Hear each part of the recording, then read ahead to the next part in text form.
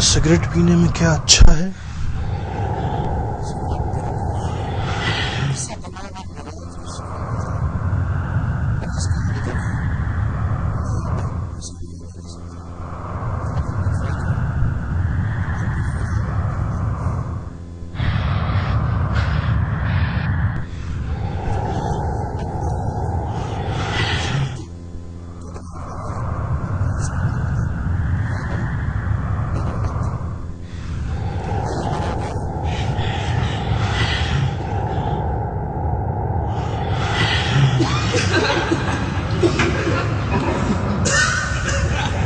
अब से इसकी आदत हो जाएगी।